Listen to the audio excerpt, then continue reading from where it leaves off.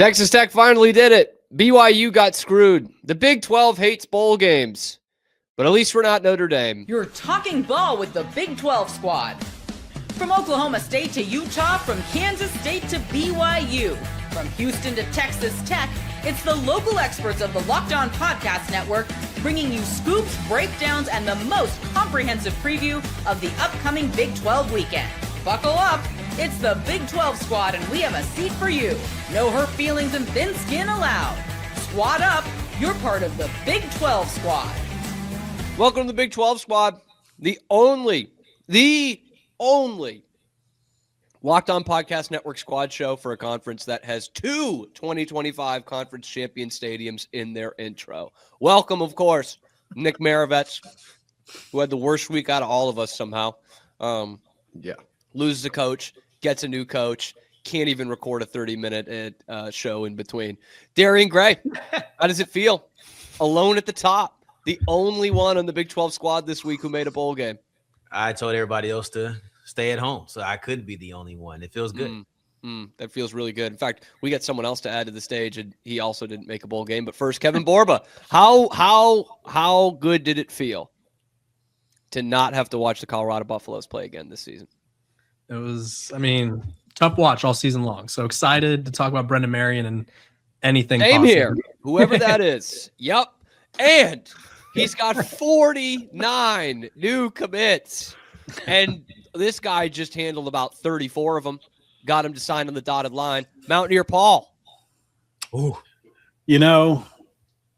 Perfect. Rich Rod and company, man, they're coming. I'm excited about the new class, obviously. I think, we haven't been the number one of the Big 12 at anything. Or have I? The Rougiette ready over there at West Virginia. And, of course, we don't want to have a coach. We don't want to have a bowl game either. Christian Rao. And that's how I enter after Rougiette ready?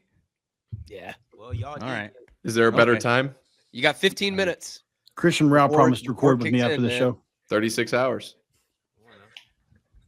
Christian Rao. He can last. Fellas. Rougiette doesn't even kick in the time that it takes Iowa State to hire a head coach, by the way. Oh, okay. Damn. 57 seconds. Yeah, that would be lightning fast. That's a long time, by the way. Would you guys like the That is a comparison long time. between Rhino 3000 and Rougiette? What? Is this coming from experience, Paul? I didn't see I that. have dabbled in Rhino 3000 before. Men, we need to talk about this more. Men, it's time to talk about it. We don't have anyone who was part of the conversation this week. Texas Tech wins the Big 12 championship. Thoughts? I thought so. I think they were as advertised. When you spend that much money on a roster, you expect to win. And I think them being so good hurt BYU in the process, because I think BYU needed to lose close if they had any chance at making it to the playoff outside of winning the game itself. And Texas Tech looks good. And I think there's a lot of people around that playoff bracket that are a little bit scared of that defense line, as they should be. Yeah, no, it's interesting because I think the idea of what happens with BYU, their fate was kind of sealed. I think that Tech had their number, and unless they won, they were just done. That little log jam at the back end with Notre Dame, Bama, Miami, BYU, they were always going to be the odd team out. And it didn't help that they got handled the way that they did. They couldn't they got handled the way that Alabama got handled, but they're not Alabama. Can someone tell me, because Darren's right, like everything leading up to this, they had to be the odd team out. But like, can somebody give me a great explanation as to why they had to be the team out? In terms of Alabama beat Georgia early in the year. I don't care about Alabama. No, I'm just saying, like, BYU didn't have that win over Texas Tech to sort of help them. And we all know the obvious answer. They have the smallest brand power out of those schools, right? It's not the U, it's not Notre Dame, which I was shocked to see Notre Dame get bounced because the committee had made it seem that they were in it the whole time until the very end. So I think if you're BYU, it just comes down to you didn't win enough games by a large margin and you weren't as popular as you hoped. I'm having a tough time with that one. I'm having a tough time with this one. I really am, because yes, you have to look at different resumes. I understand it. There's definitely the bias. There's no doubt about that. But what other team that has been left out of the College Bowl playoffs with their only losses? Now, again, I realize that that's two losses from the same exact team, but their only losses are to a top 5 team. Miami lost to a Florida State team. Notre Dame lost to Bama. what Miami lost to SMU. Couldn't imagine that. Right. So I just can't see why. I understand why they were left out because where they started going into the week, although the Miami conversation is completely different, but they should have headed into the week in the top 10. They should have. I think that would have changed a lot of the narrative. So now Brett Yormark agrees. He was actually defending this decision earlier, which is pretty shocking. That is wild. Yeah, the top 10 thing, that's the actual problem. It's funny to me. They told you that the committee was in a terrible position. Let's remove BYU just briefly. They were in a very bad position because I think they removed them already. With Bama, Notre Dame, and Miami, you had to say either last week's rankings don't matter, which is what they did with Miami, jumping Notre Dame without ever playing a game. Cluster, Darian. It's all about the cluster. It's all about if they're right next to each other, then that's when you worry about it. They're good old buzz. Right, once they're touching. Right. So then you have to tell Miami head to head doesn't matter if we don't put you in. And then you have to tell Bama that you're penalized for losing in a conference game if you take them out. So now they've put themselves into a corner of what do you say, what bad stance do you take? And the bad stance was, well, we can change our mind no matter what happens. Last year, 1A for teams that were screwed over was BYU. This year, I think you could either put them as 1A or 1B, Notre Dame being in the conversation as well. But each year that we've had a 12-team college ball playoffs, BYU is in the conversation of being screwed out of being inside the top 12, of being one of the teams. And that's not even the other bad thing that happened in this, which was Ole Miss obviously lost their coach. And if we're going to use the Florida State method here, when they lost their quarterback and didn't get in with a very valid team, how do you apply that to the Ole Miss situation, right? So, like, there's a bunch of stuff here that we could get into, even though it's not really Big 12 relevant. It's college football playoff relevant.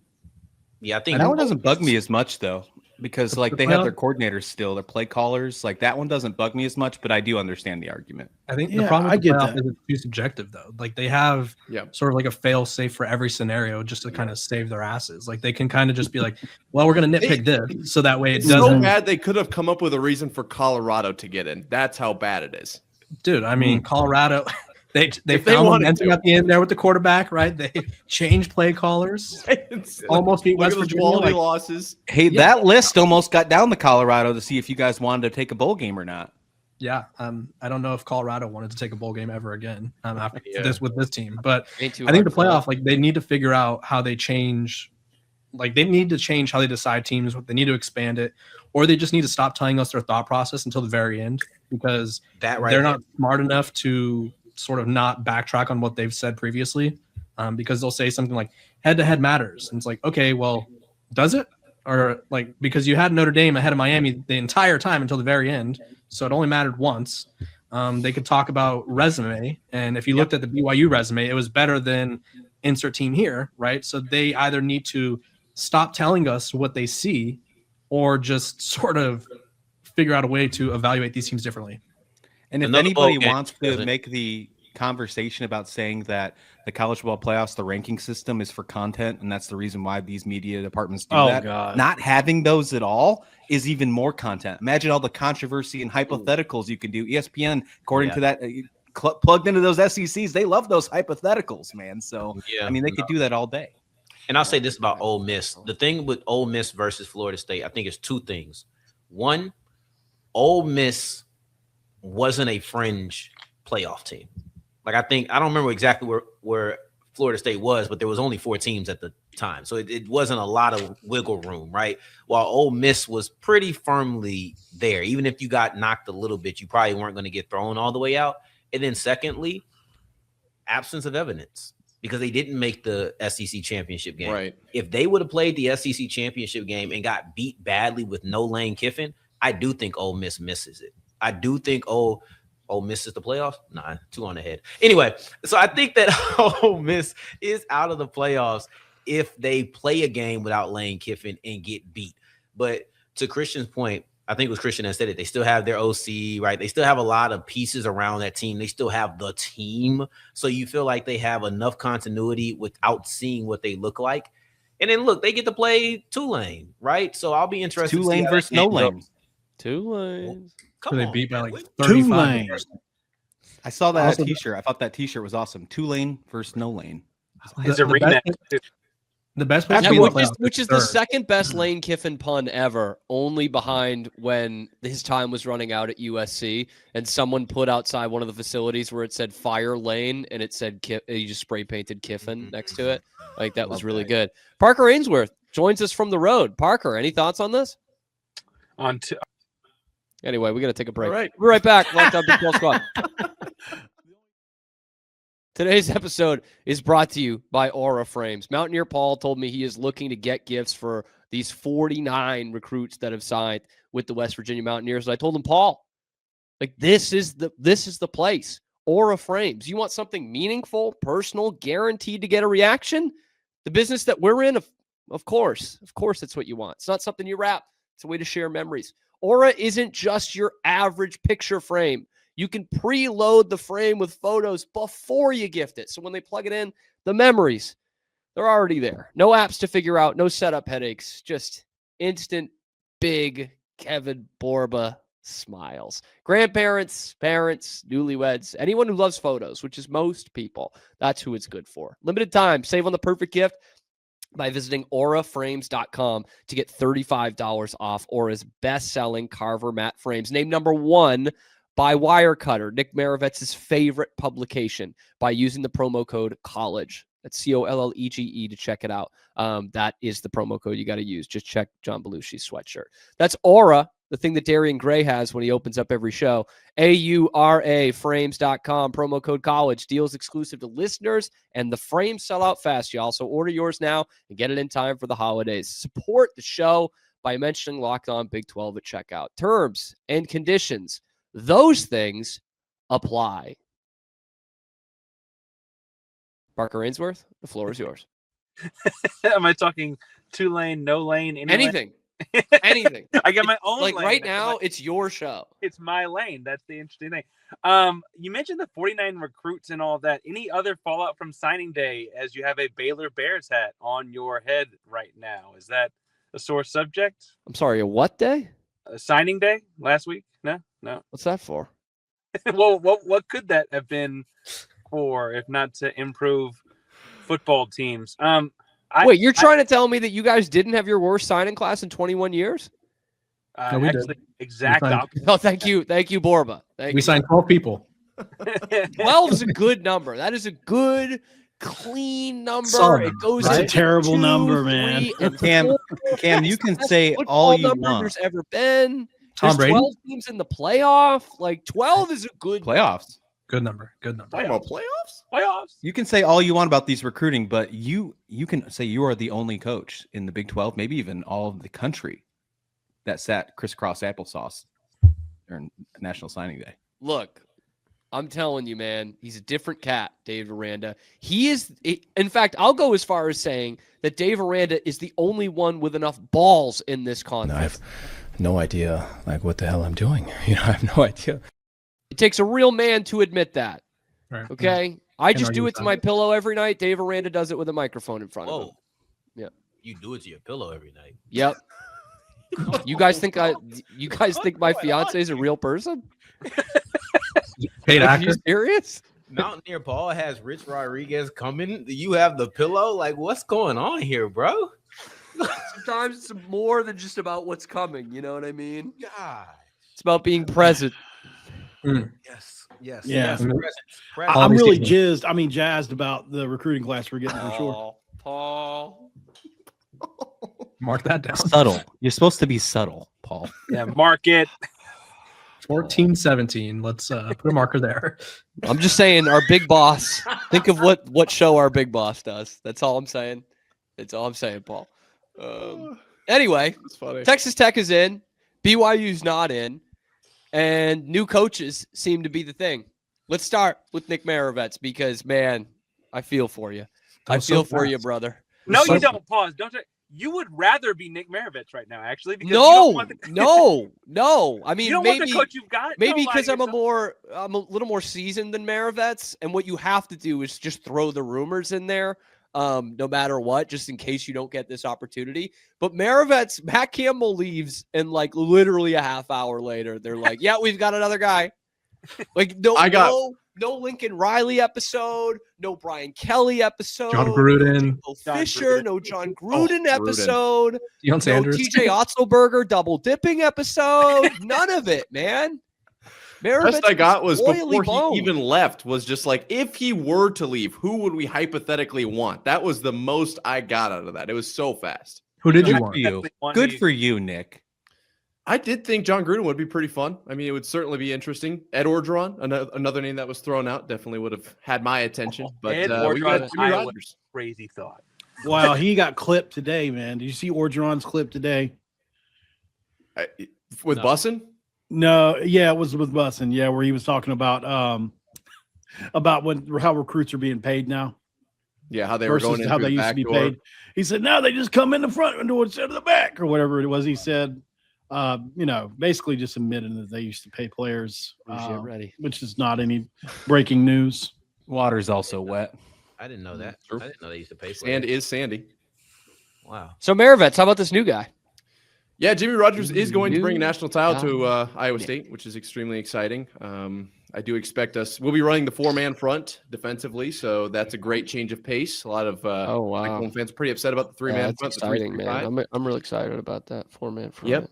The portal class or the recruiting class, I am not so confident in. I'm a little bit closer to you on that one, Cam. But after all the tears were washed out of my pillowcase, I do feel better about the coaching situation at Iowa State. You guys and pillows, man. What the hell? I treat my pillow with respect. All right. As you should. Where else am I supposed to cry, Parker? I just cried all night long. I mean, the shower is typically a pretty good cry spot. That's valid. That's allegedly. a good one. Allegedly. Christian Rao. 1B. How long Colin did I have Klein for a coaching search? back Not very long. At Kansas State. It's a good feeling. God, You know what? it's gotta be a good feeling. I didn't have a coaching search plan either. I couldn't make the content saying who could be the next coach because Kleiman retired and Klein came back in. But to be completely honest, like selfishly, that would have been cool for the channel. But there is no better perfect match for having Colin Klein back at Kansas State. It truly isn't. And it's exciting. The donors, the support has been unbelievable, according to multiple sources. Dare I say, K-State's back, baby. All right, I need Maravets and Rao to answer this question at the same time. Why aren't you going to a bowl game? 3, 2, 1. Coaching. Yeah, K-State has no excuse. K-State has legit no excuse, okay? Iowa State would have been sending out 8 freshmen. It would have been 8-man football in a bowl game. That's probably not the best play for even the Big 12 brand. Kansas State was just like, wait, this guy has never coached us before. I don't feel like playing anymore. Bad excuse. I wanna turn my hat backwards and actually fight back here, but he's right. They don't have any. I put it back. They don't have any excuse. It's actually kind of sad and it sucks. That is the reason, though, is that they're making such a big coaching turnover that they don't have anybody to go. Apparently, they had some sort of a team meeting. And like TCU doesn't have a coach. They're going to go to a bowl. Believe me, it's a terrible excuse. Kansas State's been filled with excuses for long. It's on the injury conversation. Can I make a proposal I saw online that I would give credit to, but I can't remember who to give credit to? If you decline a bowl, you shouldn't get a part of all the conference money coming in for other bowl games. That I actually don't hate. They got fined. I don't disagree. $500K each. They got fined. Yeah, they did get fined.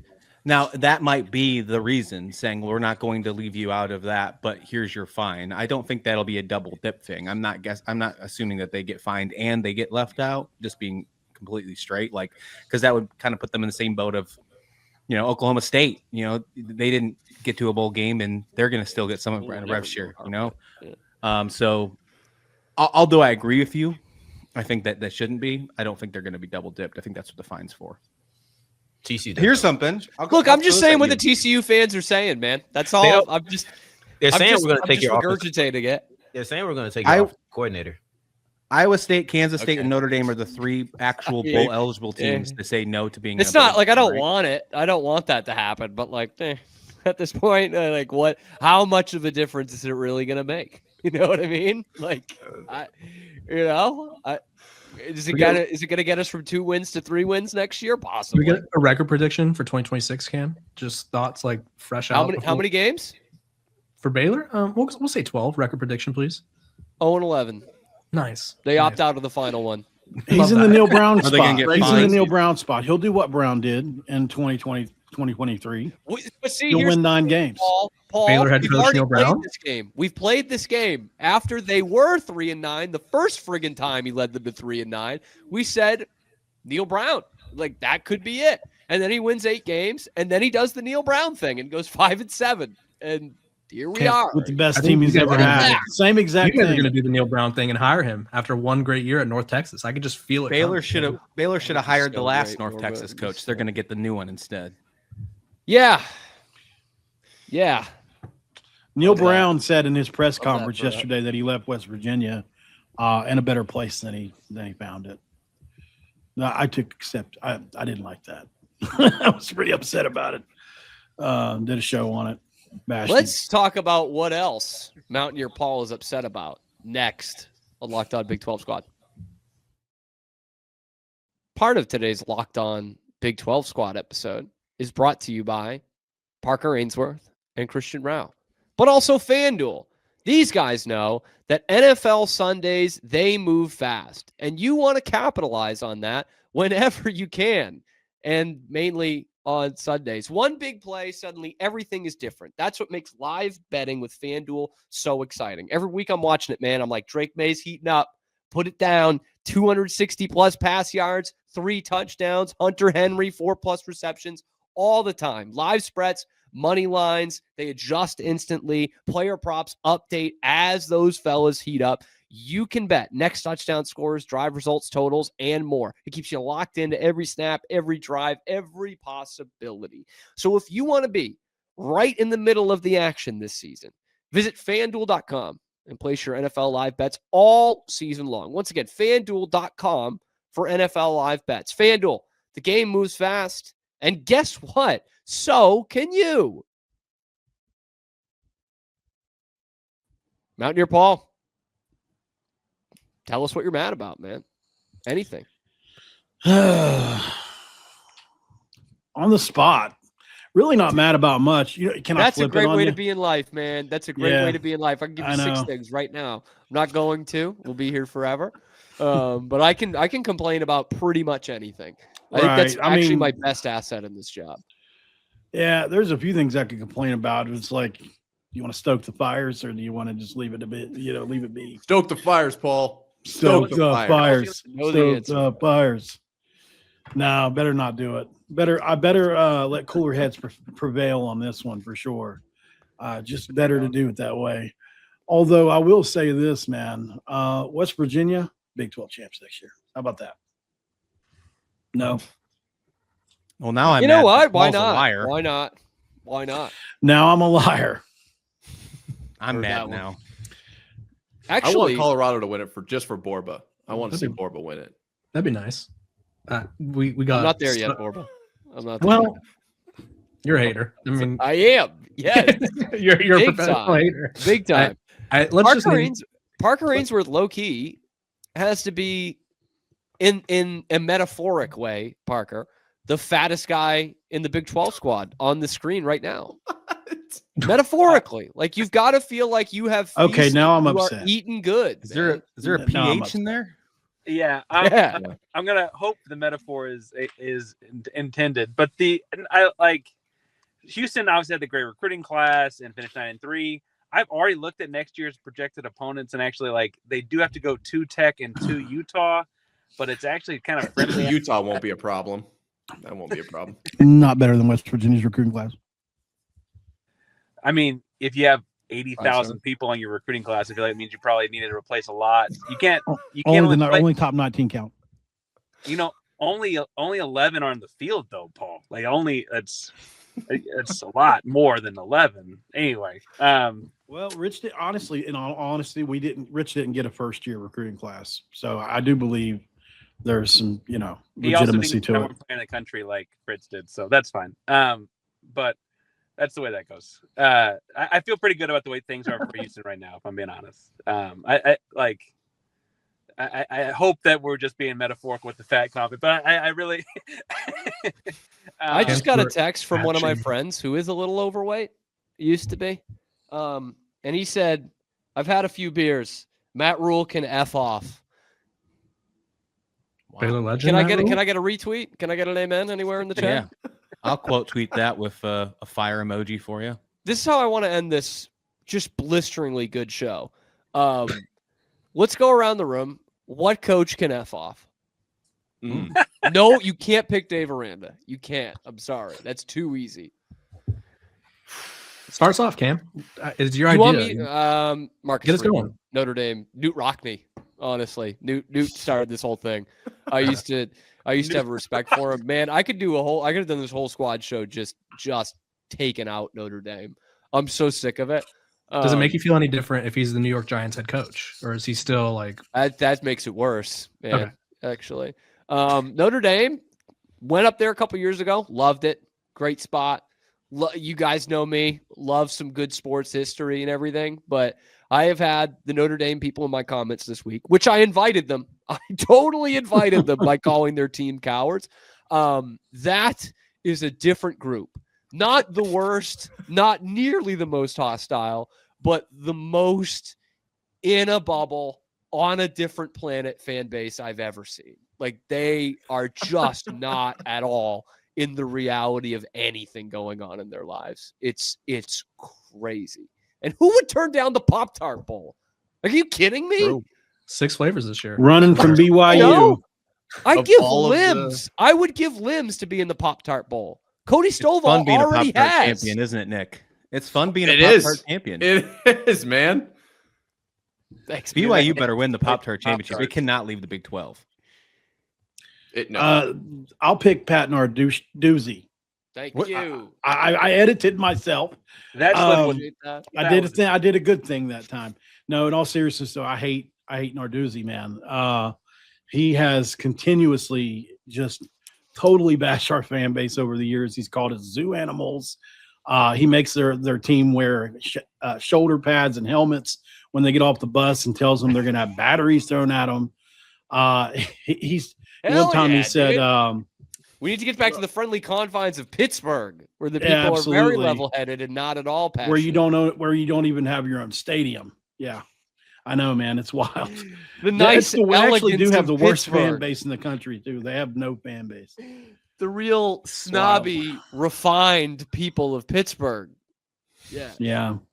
Maravets? Whenever they asked him about how he felt about playing in Morgantown at 3 p.m. instead of 7 p.m., he said, well, I mean, the beers will be probably a little bit less empty, so they're less likely to throw it at you. There you go. Maravets, so I'm going to go James Franklin. Calling us violent. I'm not too fond of James Franklin right now. I mean, I hope he succeeds at VT, but yeah, this is all his fault. Probably the worst person to be a coach at Penn State ever, right? Easily, yeah. Easy enough. Borba? He had a couple scandals. James Franklin did? Yeah. Telling the doctor not to report injuries. Yeah.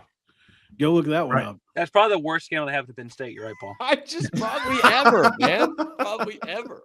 I never said the worst. I said he had a couple scandals. Can't think of another one. Yeah, it's tough to think of one. I'll go Pat Shurmur, simply for being hired by Colorado, for being on staff for 2 years.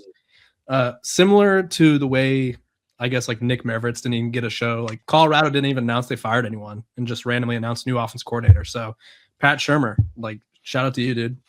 You kind of got carried by a few NFL players and rode their coattails into a solid 3-9 season. So nothing but the best for you.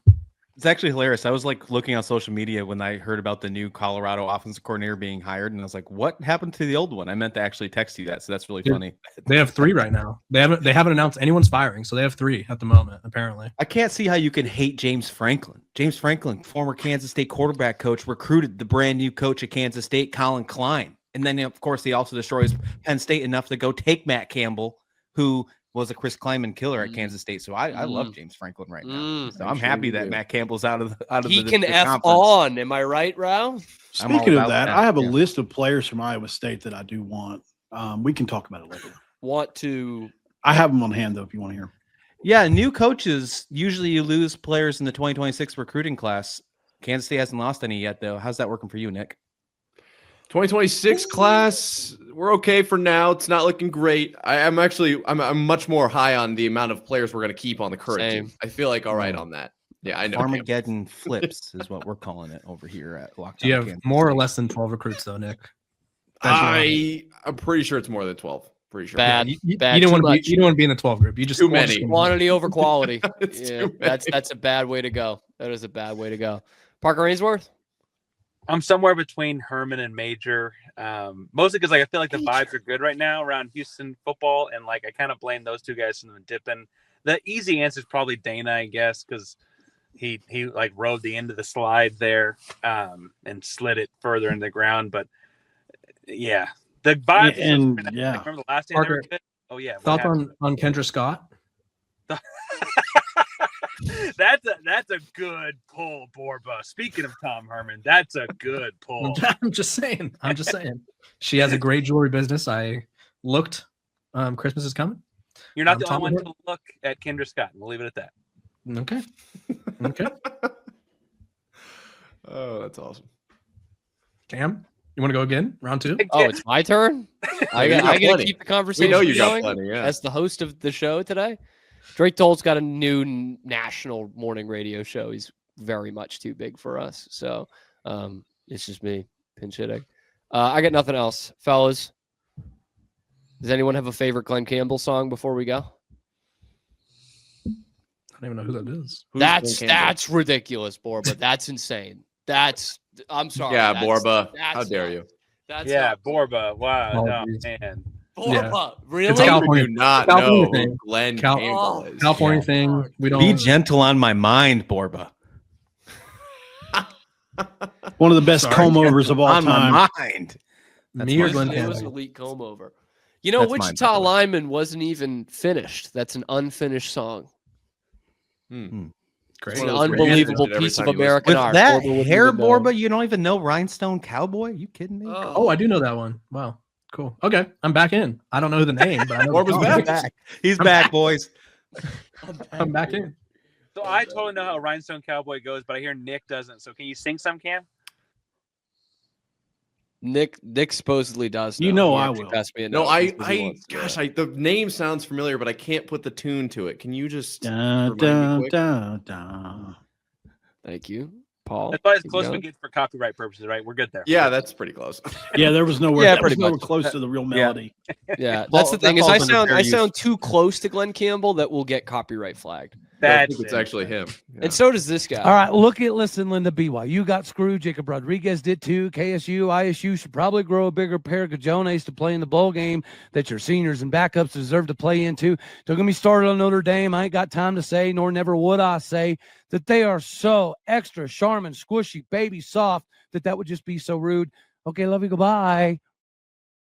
What is the first point on his the inspiration for over there? Wichita Lineman while driving through Oklahoma? Oh, I have What a was live the one? scheduled for 2 minutes ago. That's a state. We only have one thing missing from that Stovall rant, and that was a velvet dolphin painting. And other than that, it was perfect. No notes. I love the what he has written. What was the Angry Elf Revolution? That's what I was like. All right, listen, Linda. BYU got screwed. Jacob Rodriguez did too. KSU. Evolution. I wouldn't say I'm Man's that great at angry. it. I wouldn't say I'm Man's that great at angry, but it's whatever. Anyway, guys, Locked On Big 12 Squad. We'll see you next week. It might be better.